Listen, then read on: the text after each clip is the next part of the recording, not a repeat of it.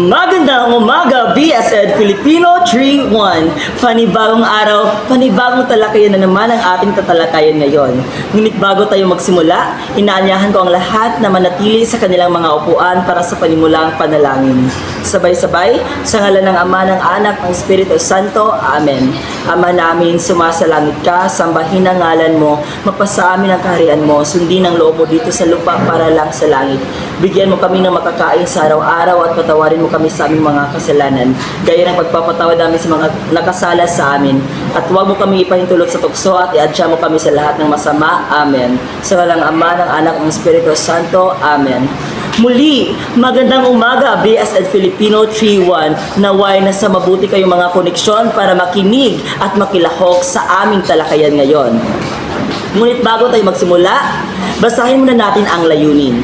Pagkatapos ng talakayan, ang mga mag-aaral ay naasahang natatalakay ang kahulugan ng mga tungkulin, mga bahagi at mga kodigo ng pamahayagang pangkampus. Napapahalagahan ang responsableng paggamit ng kalayaan sa pamamahayag sa loob ng paaralan at nakabubuo ng mga tamang sagot sa mga gawain na may kaugnayan sa pamahayagang pangkampus sa pamamagitan ng aktibong pakikilahok sa talakayan. Makakamtan lamang natin ang mga ito kung bibigyan nyo ako ng pera. P para sa partisipasyon, E para sa enerhiya, R para sa respeto at A para sa aktibong pakikinig. Maasahan ko ba na makakalikom ako ng maraming pera, BSED Filipino 3-1? Yan, maraming salamat. Ang ating tatalakayan ngayon ay tungkol sa pahayagang pangkampus. Ngunit bago natin tatalakayan yan, bigyan muna natin ng kahulugan kung ano nga ba ang pahayagan. Ano ang unang pumapasok sa iyong isipan kapag narinig ang salitang pahayagan? Ang pahayagan ay isang nakalimbag na babasahin na naglalaman ng mga balita at impormasyon tungkol sa mga pangyayari sa lipunan. Layunin nitong magbigay ng mga napapanahon at makatotohanang impormasyon sa mga mambabasa. Maaari itong maging pangkalahatan o espesyal, depende sa paksa o interes na tinatalakay. May iba't ibang uri ng pahayagan batay sa dalas ng paglalathala at saklaw nito.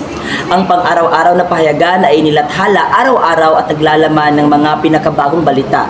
Ang lingguhang pahayagan naman ay nilathala isang beses sa loob ng isang linggo.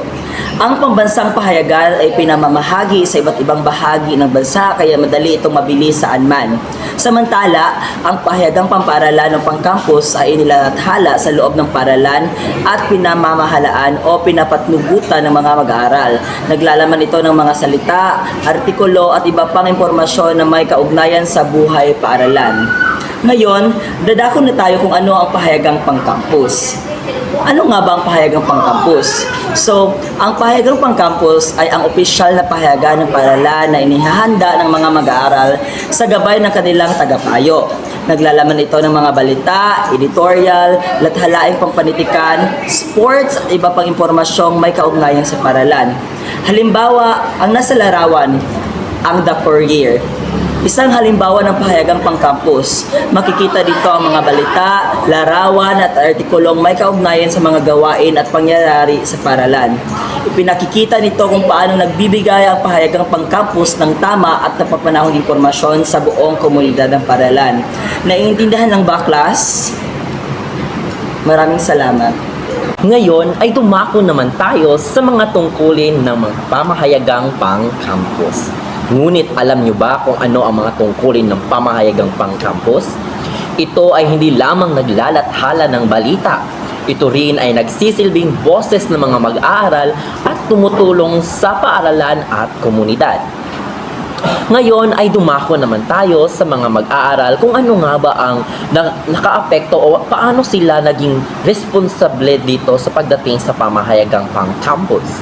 Una ay ang paglalaan ng panahon para sa nagnanais na sumulat. So dito ay binibigyan ng pagkakataon ang mga estudyanteng may talento sa pagsulat upang mahasa ang kanilang kakayahan sa pamamahayag. Pangalawa, binibigyan ang mga mag-aaral ng pagkakataon na matuto ng tamang paraan sa pagbasa ng pahayagan. Dito ay tinuturuan ang mga mag-aaral kung paano umunawa at magsuri ng mga balita at impormasyon. Pangatlo, kumilos ng may kasiglahan tungo sa mabuting paggawa. Dito ay hinihikayat ang mga mag-aaral o mga estudyante na maging aktibo at makiisa sa mga makabuluhang gawain sa paaralan o maging sa komunidad. Pang-apat ay ang paglinang sa lakas ng mga mag-aaral sa pagpapahayag ng walang diskriminasyon. Ang lahat ng ito, ang mga mag-aaral ay may karapatang mamahayag ng kanilang mga opinyon o ang paggalang at walang kinikilingan ang kanilang mga opinyon na binibigay sa madla o maging sa kapwa nila mamamahayag. Panglima, magsilbing lunsaran sa pagsusulat ng pamamahayag. Dito ay nagiging daan ang pahayagang pang-campus upang makita o maipakita at mapaunlad ang talento sa pagsulat. Pang-anim ay magbigay ng pagsasanay sa organisasyon. So dito natututo ang mga mag-aaral ng pamumuno, pagtutulungan at tamang pamamahala ng isang organisasyon. Pang-pito ay ang paglinang ng katangian sa pagtutulungan, pakikiharap, katumpakan, pagpapasensya, liderato at responsibilidad. Dito o sa pamamagitan ng ito ng campus journalism dito sa Bohol Island State University kung tinatawag natin na CEV. Dito ay nahuhubog ang kanilang magagandang ugali at mahahalagang kasanayan sa buhay. Ngayon ay dumako naman tayo sa responsibilidad ng pamahayagang pang-campus sa paaralan at pamayanan. Una, dito ay ipabatid sa pamayanan ang hinggil sa mga gawain ng paaralan. Dito ay pinapaalam sa komunidad ang mga programa, proyekto at tagumpay ng paaralan. Pangalawa, ilathala ang mga pampaaralang balita. Dito ay binabahagi ang mahahalagang balita at pangyayari sa loob ng paaralan. Pangatlo, lumikha at ipahayag ang pampaaralang opinyon. Nagbibigay ng pagkakataon sa mga mag-aaral na ipahayag ang kanilang pananaw sa mga isyu ng paaralan. Pang-apat, maipabatid ang mga nagawa ng paaralan. So dito ay naipapakita ng mga paaralan ang mga tagumpay ng mga at magagandang gawain ng paaralan sa publiko. Panglima, tumulong na pag-isahin ang paaralan. Dito ay pinapatibay ang pagkakaisa ng mga mag-aaral, guro at iba pang mga miyembro ng paaralan. Pang-anim, pasiglahin at pukawin tungo sa kapakipakinabang na gawain. So, dito ay hinihikayat ang lahat na makilahok sa mga gawaing makabubuti sa paaralan at komunidad. Pang-pito, linangin ang tamang pamantayan sa pag-uugali. Dito ay itinataguyod ang disiplina, paggalang at ang pagiging mabuting asal. Pangwalo, ay maglaan ng lunsaran para sa mga mungkahi ng mga mag-aaral tungkol sa kikagalingan ng paaralan. So dito nagiging daan ang pahayagan upang maiparating ng mga estudyante ang kanilang mga mungkahi para sa ikakaunlad ng paaralan. So pang-siyam, linangin ang mabuting pakikipag-ugnayan sa kapwa paaralan. So dito ay nakakapagpapalitan ng mga ideya, karanasan at iba pang mga paaralan ng kanilang mga karanasan sa mga pamahayagang pang-campus. So pang-pito, pang-sampo, linangin ang pampaaralang kasiglahan. So dito ay pinapanatiling masigla at aktibo ang mga gawain at pakikilahok ng mga mag-aaral. Pang-siyam o pang-11 ay linangin ang pagtutulungan sa pagitan ng paaralan at magulang. So dito ay pinapalakas ang ugnayan ng paaralan at mga magulang upang upang higit na masuportahan ang pag-aaral ng mga mag-aaral. So yun lamang po, naway inyong natutuhan ang mga tungkulin ng pamahayagang pang-campus. Ngayon naman ay dumako tayo sa tungkulin ng makabagong pamahayagang pang-campus. Una na rito ay ang impormasyong tungkulin.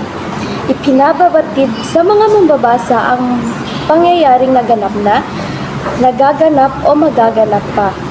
Ang mga impormasyon ay maaaring nagmula sa mga lathalain, editorial at iba pang mga seksyon ng paaralang pang-campus. So, ito ay magbibigay ng tama, malinaw, at napapanahong impormasyon sa mag-aaral. Ipinapaalam nito ang mga nangyayari, kasalukuyang mangyayari, at mga susunod pang gagawin sa paaralan. Dahil dito, nagiging updated ang lahat sa mahalagang balita. Halimbawa, naglabas ang pahayagang pang-campus ng balita tungkol sa schedule ng pagsusulit. Pangalawa, opinyon tungkulin. Sa pamamagitan ng mga editorial at column ng editorial, binibigyang kahulugan ng editor ang balita at ibinibigay rin ang kanyang opinyon sa mahalagang bagay ang kabuluhan ng mga pangyayari sa araw-araw. So dito, hindi lamang balita ang inilalathala ng mga pamahayagan. Nagbibigay rin ito ng opinyon o pananaw tungkol sa isang mahalagang isyu sa paaralan sa pamamagitan ng editorial na ipapaliwanag kung bakit mahalaga ang isang pangyayari at kung ano ang maaaring maging epekto nito. Halimbawa, sumulat ang editor ng opinyon na dapat panatilihing malinis ang paaralan. Pangatlo naman ay ang edukasyong tungkulin.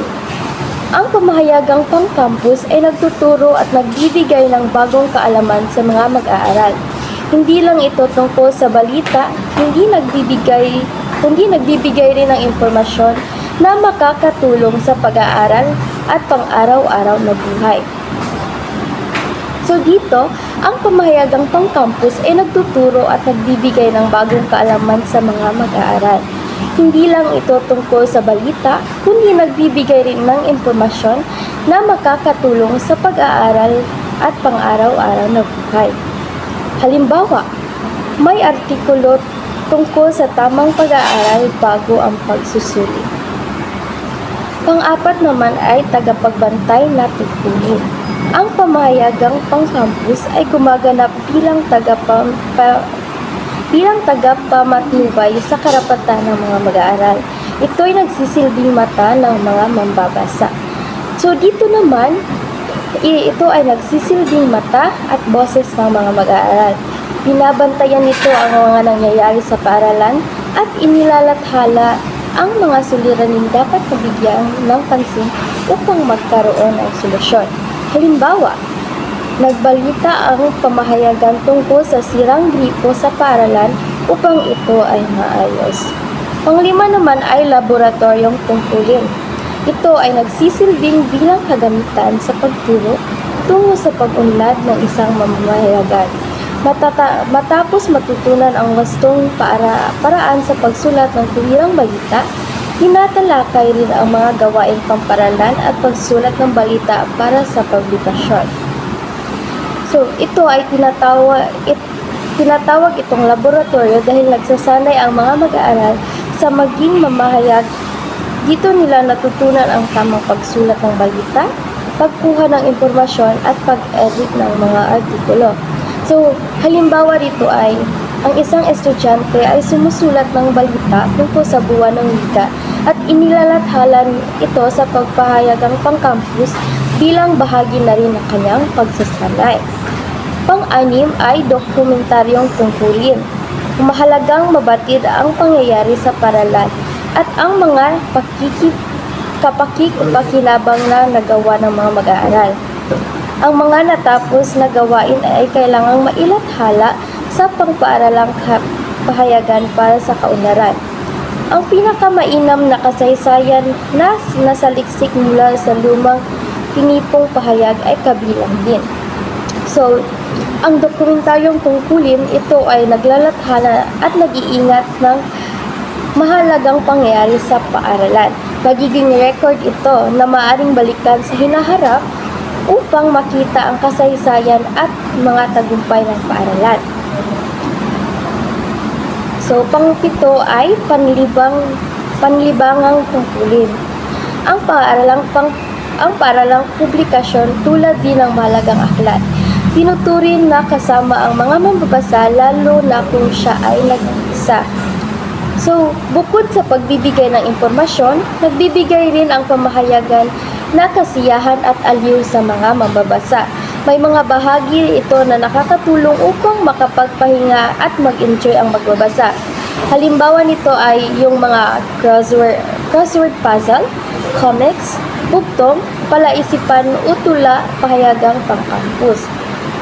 At ang panghuli naman ay ang pagkalinangang tungkulin. Ang pampaaralang pampahayagan ay katulad din ng komersyal na pamahayagan na nakapaloob ng kahalagahan. So dito, tinutulungan ng pamahayagang pangkampus ang mga mag-aaral na mahalin at pahalagahan ang kultura, tradisyon at mabubuting asal. Nakakatulong din ito sa paglinang ng talento, kakayahan ng mga mag-aaral. So halimbawa dito ay may artikulo tungkol sa pagdiriwang ng buwan ng wika. Yun lamang patungkol sa tungkulin ng makabagong pamahayagang campus. At sana ay may panibago kayong natutunan at ipagpapatuloy ni Binibining de la Peña ang talakayan. At ngayon ay tatalakayin ko naman ang bahagi ng pahayagang pangkampus. Una ay ang balitang pampuok. Ito ang balitang naganap sa bansa. Ang balitang pampuok o local news ay isang mahalagang bahagi ng pangunang pahina o front page ng isang pahayagang pangkampus. Ito ay tumutukoy sa mga balita o pangyayaring naganap sa loob ng sariling bansa o komunidad kung saan nakatayo ang paaralan. Pangalawa naman ay ang balitang mula sa ibayong dagat. Ito ang balitang nagaganap o naganap sa labas ng bansa. Ito ay ang mga balitang nagaganap sa labas ng bansa o foreign news. Isinisiwalat dito ang kaganapan sa ibang bansa upang meron din tayong kaalaman. Pangatlo naman ay ang balitang dateline. Ito ay panlabas na balita. Ito ay ipinakilala sa pamamagitan ng petsa at pook hinggil sa balitang naiulat, gayon din ang pinagkukunan ng mga materyales. Ang dateline ay ang maikling linya sa unahan ng isang balita o artikulo na nagsasaad kung saang lugar nagmula at kung kailan isinulat o iniulat ang kwento. Pang-apat naman ay ang balitang nakatugon sa panahon. Karaniwan ito ay nakatuon sa kalagayan ng panahon, sa pook, sa temperatura o direksyon ng hangin at bilis nito. Iniulat ang kalagayan ng panahon lalo na ang detalye kaysa sa balita. Halimbawa nito ay kung meron bang bagyo o LPA na paparating. Panglima naman ay ang index, ang solidong linya na nakapaloob sa pahina ng pahayagan na katatagpuan ang mga balita. Ito ay isang maliit na talaan na nagtuturo sa mambabasa kung saang pahina matatagpuan ang iba pang mga balita o seksyon. Siguro alam na natin ito, no? Sapagkat ang mga libro din ay merong index. Pang-anim ay ang iba't ibang bagay na matatagpuan sa unang pahina. Una nito ay ang pangalan ng pahayagan. Nakalimbag ang pangalan ng pahayagan. Dito ay ang opisyal na pangalan na pampasulatan. Halimbawa dito ay BBDN. Ito ay Bohol Balita Daily News na nagpapakita ng pagkakakilanlan ng pahayagan. Pangalawa naman ay ang tainga, ang maliit na kahon sa gilid ng pangalan. Ito ay naglalaman ng maikling anunsyo, slogan o kaya ay index ng mga balita. Pangatlo naman ay ang ulo ng pinakamahalagang balita. Nandito ang pangunahing ulo ng balita ay may malapad na malaking tipo. Ang pamagat ng pinakamahalagang balita ng araw ay tinatawag ng ulo ng pinakamahalagang balita. Dito ay ang highlight o di kaya pinakamalaman na content. Pang-apat naman ay ang running head. Ang ulo ay binubuo ng dalawa o mahigit pang linya. Ito ay ang pinakamaikling pamagat ng isang papel o dokumento na makikita sa itaas na bahagi o header ng bawat pahina kasama ang numero ng pahina. Panglima naman ay ang ulo ng balita. nandito ang pamagat ng anumang balita. Ang ulo ng balita ay gamit lamang para sa pamagat ng balita. Ito ay headline na nakasulat sa mas malalaking titik. Ang pang-anim ay deck. Ito ay sumusunod sa ulo ng balita na nakalagay sa ibabaw ng pangunahing ulo ng balita. Kilala rin ito na bangkok o bahagi ng ulo ng isang balita. Pangpito naman ay pamatnubay na pangungusap. Ito ang panimula na balita. Ito ay maaaring salita, pangungusap o talata. Ito ay sumasagot sa mga tanong na ano, sino, kailan, saan, bakit at paano. Pangwalo naman ay balita.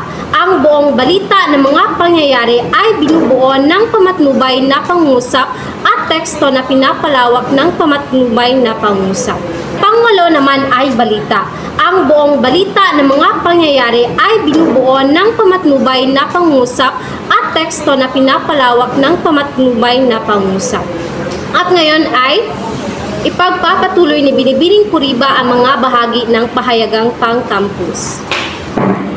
Magandang umaga. So ngayon ay aking ipagpatuloy ang ilang bahagi ng pahayagang pang-campus. So pang-siyam ay ang kolom. Ang pahabang pagkakati sa mga bahagi ng pahayagan. Marami sa mga pambansang pahayagan ay nahati sa 8 kolom, samantalang ang pampaaralang pahayagan ay nahati sa 5 kolom. Ito ang mga patayong bahagi ng pahina ng pahayagan kung saan inaayos ang mga balita at artikulo upang maging malinis at madaling basahin. Pang-sampo ay ang column rule. Ito ang patayong linya na nahati sa pahina ng kolom. Karamihan sa mga pahina ng pahayagan ay nahati sa kolom ang pagitan. Karaniwan ay isang M ang lapad. Ang pagitan ay tinatawag na sukin rule. Ito ang manipis na patayong guhit na naghihiwalay sa bawat kolom ng pahayagang upang maging maayos ang pagkakaayos ng nilalaman. Pang-11 ay ang lupi. Ang gitnang pahinang guhit na naghahati ng pahayagan sa 2 bahagi.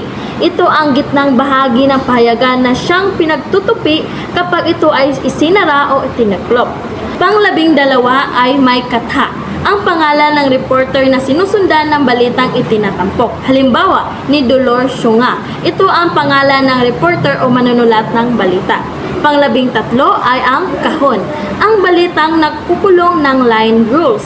Ito ay isang bahagi ng pahayagan na napapalibutan ng linya upang bigyang diin ang isang mahalagang balita o impormasyon. Pang-14 ay larawan ang metal na plato.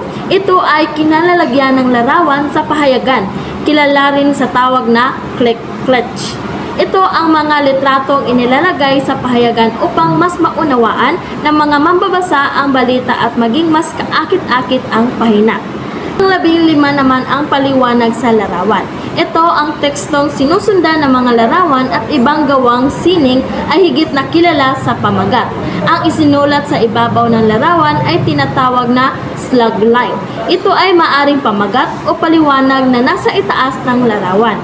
Ito ang maikling tekstong nasa ilalim o malapit sa larawan na nagpapaliwanag kung ano ang ipinapakita nito. Pang-16 ang kicker. Ang tagline ay nilalagay sa ibabaw ng balita, subalit higit na maliit kaysa sa ulo ng balita. Kilala rin ito sa tawag na teaser. Kung minsan naman ay ito ay mas kilala kaysa sa ulo ng balita.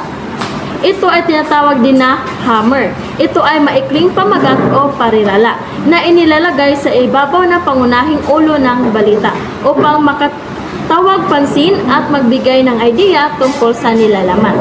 Panghuli naman ay ang credit line. Ito ang linya na nagbibigay ng pinagmulan ng balita o larawan. Halimbawa, larawan ni Andres Bonifacio. Ito ang linya na nagsasaad kung sino ang kumuha ng larawan o kung saan nagmula ang balita o larawan. Yun lang, maraming salamat. Ngayon ay dadako na tayo sa pahina ng editorial. So mayroong 9 na pahina ng editorial. So una ay ang pahina. So binubuo ng bilang ang mga pahina, pitsa ng pagkalathala, pangalan ng pahayagan na karaniwang isinulat sa itaas ng pahina na matatagpuan din sa ibang pahina. So ang pahina ay naglalaman ng mahahalagang impormasyon tungkol sa pahayagan. Kabilang dito ang pangalan ng pahayagan, pitsa ng paglalathala at bilang ng issue. So karaniwan itong matatagpuan sa itaas ng bawat pahina. Nakatutulong ito upang madaling makilala ang publikasyon. So mahalaga rin ito sa maayos na pagkakaayos ng mga impormasyon sa pahayagan. So pangalawa ay ang masthead. So ang kahon ng editorial na may logo, pangalan ng pamumunuan at ang katungkulan ng mga ito, tagapaglathala at iba pang mga datos sa pahayagan. So, ang masthead ay ang bahagi ng pahayagan na naglalaman ng mga pangalan ng pahayagan, logo at mga taong namamahala rito. So, makikita rin dito ang kanilang mga posisyon at tungkulin. So, mahalaga ito dahil pinapakilala nito ang mga responsable sa publikasyon. So, halimbawa ay nakatala rito ang editor-in-chief, managing editor at staff writers. So, ang halimbawa ay kabilang sa masthead dahil ipinapakita nito ang mga taong namamahala sa pahayagan. So, pangatlo ay ang Pangulong Tudling o editorial. So, ang komentaryo ay isinulat ng sinuman sa mga patnugon na nagpapahayag ng mga puna o opinyon ng buong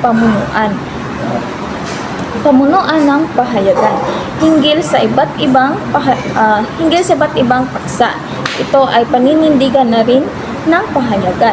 So ang Pangulong Tudling ay ang opisyal na opinyon o paninindigan ng pamunuan. Ito ay patungkol sa isang mahalagang issue. So ipinapakita rito ang kanilang pagsusuri at pananaw upang mabigyan ng mas malinaw na pag-unawa ang mga magbabasa. Layunin nitong magbigay ng direksyon at makabuluhang pagtatalakay sa isang paksa. So halimbawa, isang editorial tungkol sa kahalagahan ng wastong pagtatapon ng basura. So ang halimbawa ay nagpapakita ng editorial dahil ipinapahayag nito ang opisyal na paninindigan ng pahayagan tungkol sa isyong panlipunan. So, ang pang-apat ay ang tudling pang-editorial. Ito ay sariling pananaw ng sumulat na tumutuligsa, nagtuturo, umaaliw o nananawagan batay sa layunin. So, ang tudling pang-editorial ay nagpapahayag ng personal na opinyon o pananaw ng isang manunulat. Hindi ito kumakatawan sa opisyal na paninindigan ng buong pahayagan. Maaari itong magbigay ng puna, mungkahi o sariling pagsusuri tungkol sa isang paksa. So halimbawa ay isang kolumnista ang sumulat ng sariling opinyon tungkol sa epekto ng social media sa kabataan. So makikita natin sa halimbawa na nagpapahayag ito ng sariling pananaw na manunulat ang ipinapahayag. So kasunod ay ang tudling pangkarikatura. So ang karikatura ay nagbibigay diin sa mga payak na puntos, karaniwang nakapagpapatawa at may tungkulin din tulad ng Pangulong Tudling. Ito'y may paninindigan at hindi isang kaganapan ng Pangulong Tudling. So ito ay isang bahagi ng pahayagan na gumagamit ng karikatura o guhit upang maipahayag ang isang isyu o mensahe. Tulad ito ng Pangulong Tudling dahil nagpapahayag din ito ng pananaw o opinyon tungkol sa isang napapanahong paksa. Gayunpaman, hindi ito kapalit ng Pangulong Tudling sapagkat ang mensahe nito ay naipapahayag sa pamamagitan ng larawan sa halip na mahabang talata. Halimbawa nito ay ang isang karikatura ng mga taong magkakasama ngunit lahat ay nakatutok sa kanilang cellphone. So, ipinapakita nito ang epekto ng labis na paggamit ng social media sa pakikipagkapwa. So, kasunod ay guhit Pangulong Tudling sa editorial. So, ang maikling pahayag na siniping kasabihan na isinusulat sa hulihan ng tudling pang-editorial. So, ito ay isang maikling pahayag o kasabihan na inilalagay sa hulihan ng editorial. Nagsisilbi itong pangwakas na mensahe na nagbibigay diin sa pangunahing ideya. So nakatutulong ito upang mas tumatak sa isip ng mambabasa ang mensahe ng editorial. So halimbawa ay sa hulihan may nakalagay na ang tunay na pagbabago ay nagsisimula sa disiplina. So makikita natin na ang halimbawa ay ang angkop dahil ito ay isang maikling pahayag na nagbibigay diin sa mensahe ng editorial. So kasunod ay ang liham sa editor. So ang liham ay pinapadala ng mambabasa sa editor. Ang sariling pananaw na sumulat ay ibinibigay sa tiyak na teksto. So ito ay isang sulat mula sa mambabasa na naglalaman ng opinyon, puna o mungkahi. Ipinapadala ito sa editor upang may pahayag ang saloobin tungkol sa isang issue. Nagbibigay ito ng pagkakataon sa publiko na makilahok sa talakayan. So ang halimbawa ay isang liham na humihiling ng mas mahigpit na pagpapatupad ng mga batas sa kalinisan. So makikita natin sa halimbawa na ito ay isang liham sa editor dahil ipinapahayag nito ang opinyon ng isang mambabasa. Kasunod ay ang pahinang pampalakasan. So ang pampalakasang balita ay nahahati tulad ng pangkaraniwang balita. So ang anumang matatagpuan sa pahina na mga balita ay maaaring matatagpuan din sa pampalakasang seksyon. Ang iba pang mga bagay na maaaring matagpuan ay ang komentaryong pampalakasan at lathalaing pampalakasan. So ito ay naglalaman ng mga balita at impormasyon tungkol sa iba't ibang sports. Dito makikita ang mga resulta ng laban, schedule at mahahalagang kaganapan na sa palakasan. Layunin nitong ipaalam sa mga mambabasa ang mga napapanahong balita sa sports. Halimbawa, balita tungkol sa pagkapanalo ni Carlos Lolo sa isang international gymnastics. So ito ay kabilang sa pahinang pampalakasan dahil nag-uulat ito ng balita tungkol sa isang atleta at kompetisyon. At ang panghuli ay ang tanging lathalain. So isang uri ng pamahayagan na nag-uulat ng mga makatotohanang bagay o pangyayari batay sa pag-aaral, pananaliksik o pakikipanayam at sinusulat sa paraang kawili-wili. So ito ay isang masusing artikulong nakabatay sa pananaliksik at makatotohanang impormasyon. Naglalaman ito ng mas malalim na pagtatalakay sa isang paksa kaysa sa karaniwang balita. Layunin nitong magbigay ng mas malawak na kaalaman sa mga mambabasa. Halimbawa, isang lathalain tungkol sa buhay at kabuhayan ng mga mangingisda sa Pilipinas. So ang halimbawa ay tanging lathalain dahil nagbibigay ito ng detalyado at masusing impormasyon tungkol sa isang paksa. Ngayon ay dumako na naman tayo sa kodigo ng etika ng pamahayagang pang-campus. Pero bago ang lahat, ang kodigo ay ito ay yung mga alituntunin at prinsipyong isinusunod ng mga mamahayag sa paggawa ng pahayagang pang-campus upang mapanatili ang katapatan, integridad at profesionalismo sa kanilang pagsusulat. So mayroon itong 8 kodigo ng etika sa pamahayagang pang-campus. Una ay ang isulat ng wasto at walang pagkiling ang mga balita sa pamamagitan ng katibayan. Ang lahat na ipapahayag ay may kalakip na responsibilidad. So kapag tayo ay bilang isang mamahayag ay dapat ipaskil natin ang mga tunay na naganap sa loob ng paaralan. Bawal rito ang mga gawa-gawa lamang ng ating mga imahinasyon dahil may kalakip itong pananagutan. Pangalawa ay ang ilahad ang pagkakakilanlan bilang kinatawan ng mga mag-aral bago isakatuparan ang pakikipanayam. So, kapag tayo ay magkikipagpanayam sa mga mag-aaral sa loob ng paaralan, ay magpapakilala muna tayo sa ating mga sarili na tayo ay mga mamahayag sa paaralan upang mapaliwanagan ang mga mag-aaral at malaya sila makapaglahad ng kanilang mga karanasan batay sa balita. Pangatlo ay ang huwag pigilin ng editor ang malayang pananaw ng mga mag-aral sapagkat dito'y taliwas sa patakarang pang-editorial. So, dapat ang mga editor kung ano ang mga ibinahagi ng mga mag-aral ay hindi nila dapat itong putulin. Dapat malaya ang mga mag-aral na makapaglahad ng kanilang mga pananaw batay sa kung ano ang kanilang mga karanasan. Pang-apat ay dapat ilathala ang paghingi ng paumanhin sa sandaling may nagawang pagkakamali o pagkukulang. So alam naman po natin na kapag tayo ay may nagawang kasalanan ay nararapat talaga na tayo ay humingi ng paumanhin. Kagaya na lamang kapag tayo ay gagawa ng isang pahayagang pangkampus. So kapag hindi naman natin masasabi na lahat ng mga impormasyon na ipinapalabas sa ating pahayagang pangkampus ay tama, di ba? So kapag may nagawa tayong kasalanan o may nabahagi tayong maling impormasyon imbes na maggalit ay humingi tayo ng kapatawaran. Panglima ay itaguyod ang kalayaan ng pamamahayag sa pamamagitan ng matapat na pangangalap ng mga balita batay sa katotohanan. So kapag tayo ay gagawa ng pahayagang pangkampus ay ilalahad talaga natin ang tunay na mga naganap dahil bawal rito ang mga gawa-gawa o imahinasyon na galing sa ating utak.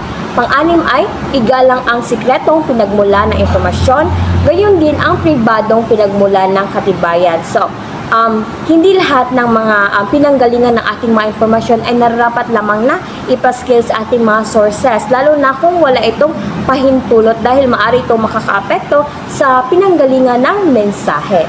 At pang-pito, maging pamilyar sa mga batas ng libelo at mga patakarang ipinapatupad sa pamamahayag ng bansa. Gayon din ang kasunduang internasyonal hanggat hindi nagiging sagabal sa malayang pamamahayag o ang pangangailang mapabatid sa publiko ang mga mahahalagang pangyayari. So, mahalaga na tayo bilang mga mamamahayag ay alam natin kung ano yung mga libelo o batas upang hindi tayo makaapak ng mga karapatan pang tao.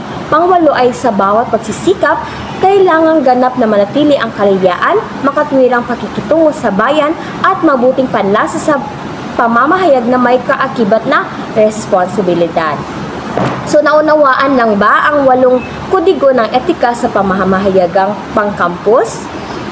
Kung gayon ay dadako na tayo sa pagkakaiba ng pahayagang pampaaralan at pahayagang pambansa batay sa kanilang kahulugan. Ano nga ba ang pang-campus o pampaaralan? So ito yung pahayagan na isinusulat at naipublish ng mga mag-aral sa isang paaralan. Halimbawa narito yung Senior Crafts Voice pahayagan sa Bohol Island State University Main Campus kung saan nakapaloob dito yung mga kaganapan sa loob ng ating paaralan, yung mga naganap na o gaganapin pa lamang, at dito din natin makikita kung ano yung mga pantipalak na ating nakamit sa panahong iyon. At ang pambansa naman, ito yung pang-araw-araw na pahayagan na inilunsad na may layunin ng intermediate na pag-edit ng malaking pahayagan at ng maliit na pahayagan. So halimbawa narito ay yung mga Manila Bulletin, Philippine Inquirer at Bohol Bulletin kung saan naglalaman ito ng mga balita batay sa mga kaganapan sa loob ng ating bansa maging sa ibang bansa. So, para naman sa kanilang layunin, ang pang-campus o pampaaralan, unang layunin ay magbigay ng pagkakataon sa pagsasanay sa nakawiwiling panunulat, magpasigla sa mga mag-aral na magkaroon ng hilig at panlasa at lugod sa pagbabasa, luminang ng kakayahan sa pagmamasid at sa wastong pagpapahalaga sa mga babasahin, at mapasigla sa lalong maningning at mabungad na pag-aaral. At sa pambansa naman ay magbigay ng pahayag o impormasyon sa napapanahong isyu sa isang bansa, at ang pangalawa ay maiulat ang mga pangyayari sa isang isyu. So naunawaan lang ba ang kaibahan ng pahayagang pang-campus at pahayagang pambansa? Okay, mahusay. Ngayon ay dadako na tayo sa ating gawain. So mayroon tayong narito ang una ninyong gawain, identification. So panuto, basahin at unawaing mabuti ang bawat tanong. Isulat ang wastong sagot sa isang kalahating papel. So mayroon itong 10 bilang. So at sa pangalawa naman ay tama o mali. So narito ang panuto. Isulat ang tama kung wasto ang pahayag at mali kung hindi. So mayroon din itong 10 bilang. So isulat lamang ito kalakip doon sa identification. At ang panghuli ay ang paggawa ng sanaysay. So narito ang panuto. Basahin at unawain ang tanong at gumawa ng isang sanaysay na nagpapaloob ng 5 hanggang 8 pangungusap at sagutan ang sumusunod na tanong. At narito din ang pamantayan sa pagmamarka. Ito ay 10 puntos. At para naman sa iyong takdang aralin ay magsaliksik at pag-aralan ng mabuti ang patungkol sa pagsulat ng lathalain para sa susunod na paksa na itatalakay ng pangkat-4. So, magsaliksik kayo para may kaalaman kayo para sa susunod na paksa na itatalakay nila. So, naunawaan lang ba ang aming paksang tinalakay patungkol sa pamahigang pangkampus? Naway mayroon kayong natutunan para sa araw na ito. At yun lang, maraming salamat sa iyong pakikinig.